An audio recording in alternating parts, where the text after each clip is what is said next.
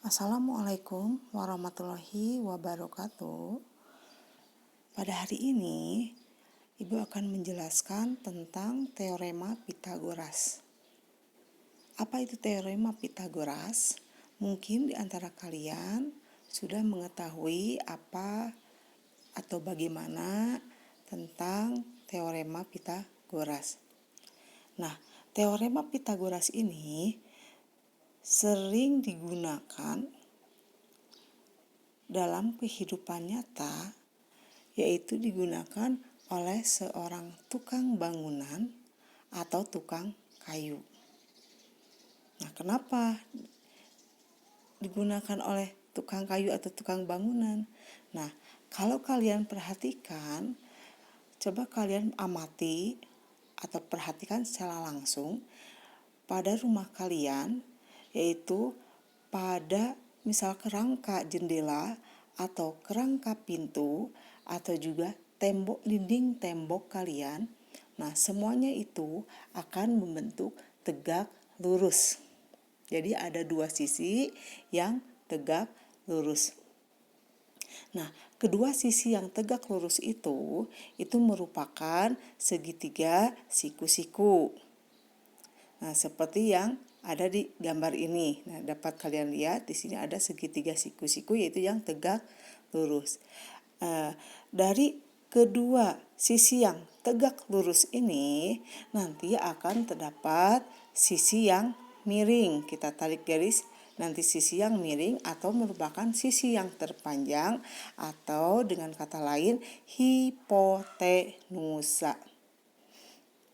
Nah, itu yang digunakan oleh seorang tukang kayu dalam membuat kerangka jendela atau pintu. Biasanya mereka menggunakan teorema Pitagoras, yaitu sekali lagi dengan menggunakan teknik dengan yang kedua sisinya tegak lurus.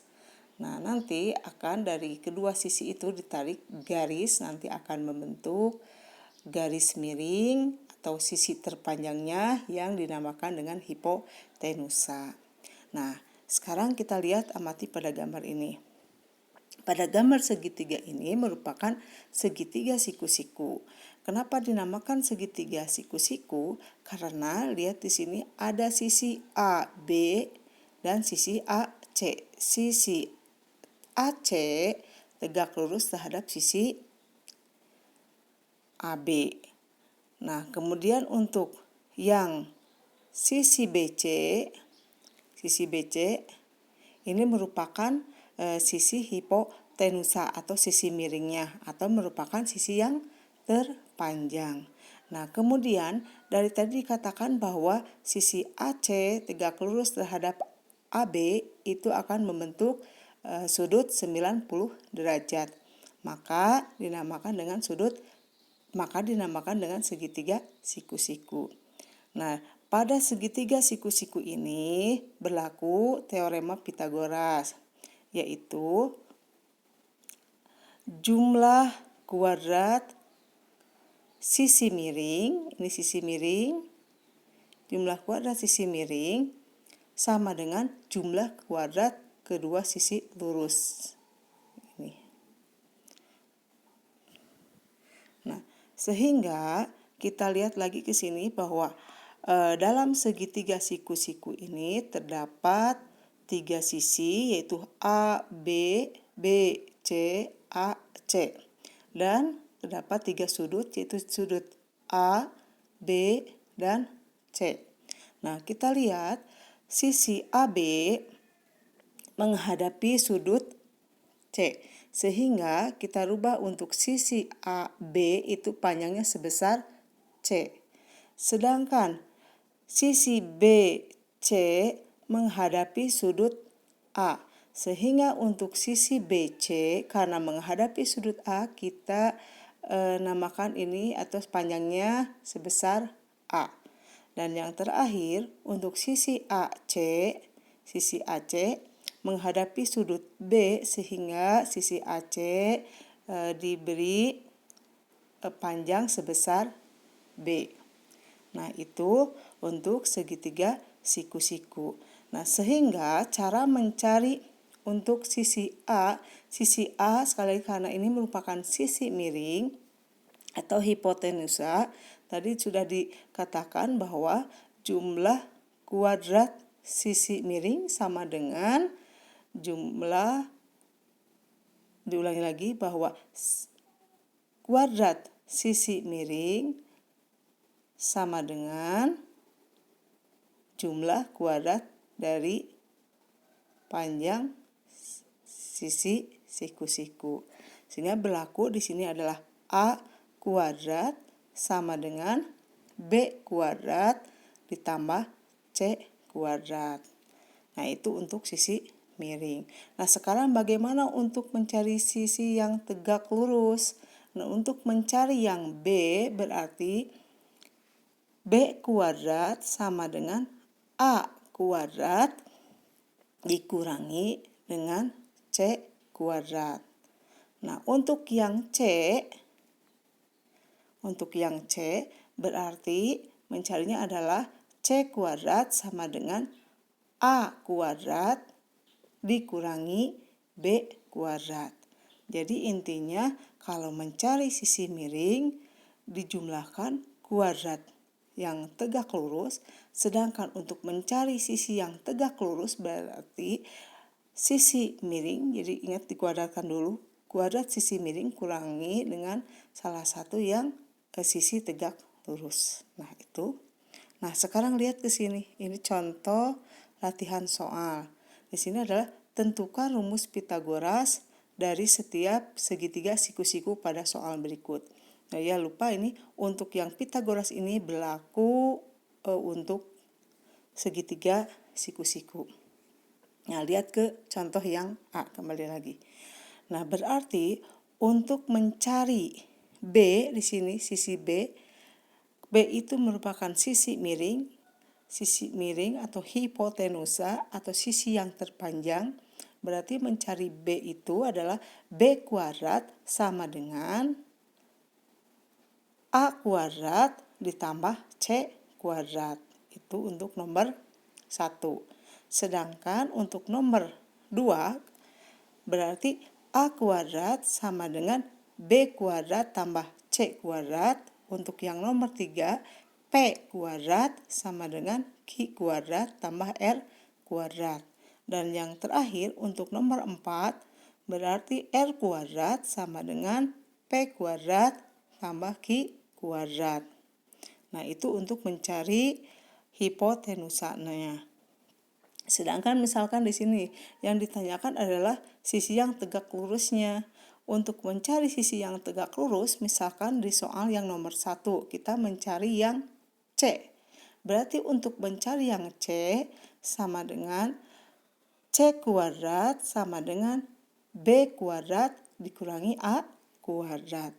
Nah, ini berlaku untuk semuanya seperti itu. Untuk mencari sisi yang tegak lurus. Diingat bahwa sisi miring dikurangi salah satu sisi yang tegak lurusnya.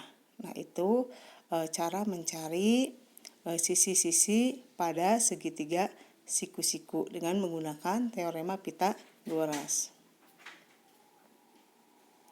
Nah, ini contohnya, contoh soalnya. Contoh soalnya di sini adalah kita lihat pada gambar pada sisi miring segitiga siku-siku sebesar 15 cm. Jika panjang salah satu sisi siku-sikunya 9 cm, tentukan panjang sisi segitiga siku-siku yang lain. Berarti di gambar sudah jelas di sini bahwa sisi yang tegak lurus salah satunya belum diketahui, berarti cara mencarinya yaitu dengan 15 kuadrat dikurangi 9 kuadrat. 15 kuadrat hasilnya adalah 225, sedangkan 9 kuadrat hasilnya adalah 81. Nah, 225 dikurangi 81 hasilnya adalah 144. Berarti untuk sisi yang siku-sikunya satu lagi berarti akar dari 144 itu hasilnya adalah 12. Nah, jangan lupa untuk penulisan akar kuadrat itu adalah ini ya, seperti yang ada di tulisan ini. Nah, itu contoh untuk mencari salah satu sisi pada siku-siku. Nah, kemudian dari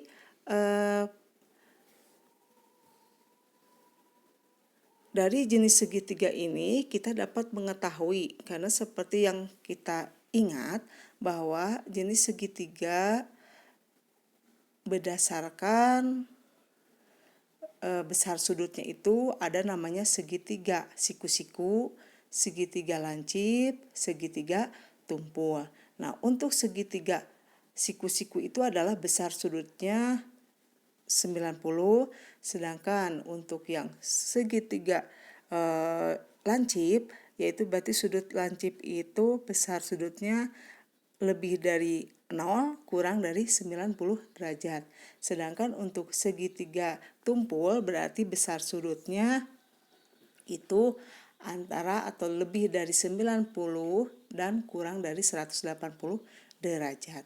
Nah, di sini untuk menentukan jenis segitiga apakah termasuk siku-siku, lancip atau tumpul, caranya berdasarkan di sini ini adalah C, maksudnya C kuadrat, ini C kuadratnya adalah sisi terpanjang atau sisi miringnya. Kemudian untuk A dan B ini adalah merupakan sisi yang siku-siku atau sisi yang tegak lurusnya. Nah, misalkan kalau ruas kiri itu sisi miring dan untuk yang ruas kanan itu adalah Ibu ulangi lagi, untuk yang ruas kiri itu adalah sisi miring, sedangkan ruas yang kanan itu adalah penjumlahan dari kedua sisi yang tegak lurus.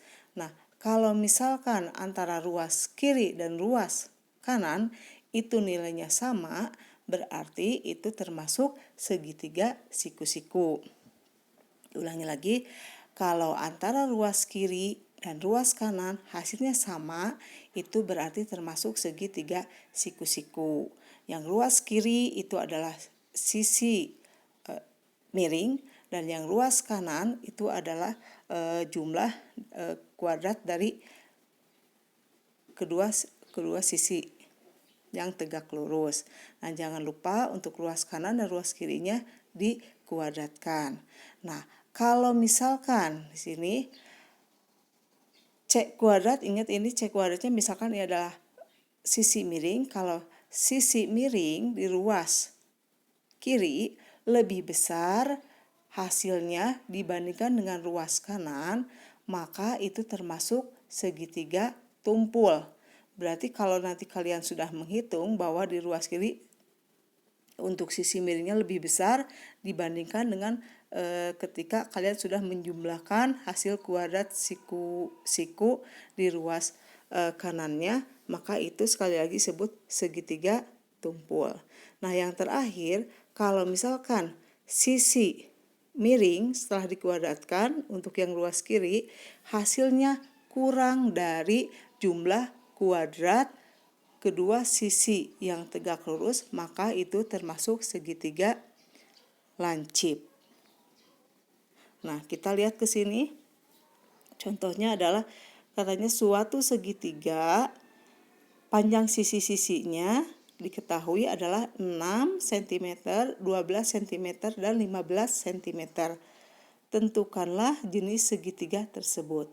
Nah, berarti untuk menyelesaikan soal seperti ini, kalau sudah diketahui ketiga sisinya dan ditanyakan jenis segitiganya, kalian tinggal menggunakan rumus untuk Pitagoras. Berarti ingat tadi bahwa ruas kiri itu adalah sisi miring atau sisi terpanjangnya, sedangkan untuk ruas yang sebelah kanan itu merupakan jumlah kuadrat dari kedua sisi yang tegak lurus atau sisi-sisi yang terpendeknya.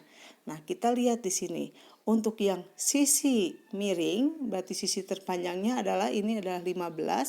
Nah, letakkan di sebelah kiri atau ruas kiri untuk 15 kuadrat. Nanti hasilnya adalah 225. Kemudian kalian kerjakan untuk yang di sebelah ruas kanan. Ruas kanan di sini kita jumlahkan 6 kuadrat ditambah 12 kuadrat. 6 kuadrat itu adalah 36, 12 kuadrat adalah 144. Berarti 36 tambah 144 hasilnya adalah 190. Nah, kita bandingkan antara ruas kiri dan ruas kanan. Berarti di sini kelihatan bahwa untuk ruas kiri lebih besar dibandingkan dengan ruas kanan. Ruas kiri lebih besar dibandingkan dengan ruas kanan. Itu artinya ini merupakan segitiga tumpul. Nah, begitupun dengan cara menentukan apakah ini termasuk segitiga siku-siku atau lancip, caranya seperti yang barusan. Nah, itu cara menentukan jenis segitiga berdasarkan panjang sisi-sisinya. Nah, kalau triple Pitagoras, yang namanya triple Pitagoras berarti antara ruas kanan pasti sama dengan ruas kiri. Nah, kita buktikan di sini. Tentukan apakah bilangan berikut termasuk triple Pitagoras atau bukan. Nah, kita lihat ke yang A. Yang A di sini ada angka 12, 9 sama 15. Berarti untuk yang ruas kiri yaitu sisi yang terpanjang itu sudah jelas di sini angka yang terbesarnya adalah 15. Berarti untuk yang ruas kanan adalah sisi-sisi terpendeknya yaitu 12 dan 9. Kita kuadratkan untuk yang 15. 15 dikuadratkan hasilnya adalah 225. Nah, itu yang ruas kiri. Sekarang ke ruas yang kanan kita jumlahkan. 12 kuadrat ditambah 9 kuadrat. 12 kuadrat hasilnya adalah 144, sedangkan 9 kuadrat hasilnya adalah 81. Nah, sekarang kita jumlahkan 144 ditambah 81 hasilnya adalah 225. Kemudian setelah itu kita bandingkan ruas kiri dan ruas kanan yang sudah tahu hasilnya. Nah, tadi ruas kiri hasil kuadrat dari 15 adalah 225 dan yang ruas kanan hasil penjumlahan kedua sisi yang saling tegak lurus atau yang pendeknya ini adalah 225. Berarti antara ruas kiri dan ruas kanan itu hasilnya sama. Ini merupakan segitiga siku-siku atau juga dinamakan dengan triple Pitagoras. Nah, itu. Nah, sekarang kita bandingkan ke yang B. Yang B ini adalah sisi miring atau sisi terpanjangnya adalah 18. Nah, kemudian untuk yang sisi yang terpendeknya itu adalah 8 dan 10. Nanti kalian jumlahkan apakah ini yang ruas kiri dan ruas kanannya sama. Kalau sama itu merupakan triple Pitagoras. Kalau berbeda itu bukan merupakan triple Pitagoras. Nah, itu saja. Demikian yang Ibu sampaikan. Terima kasih. Wassalamualaikum warahmatullahi wabarakatuh.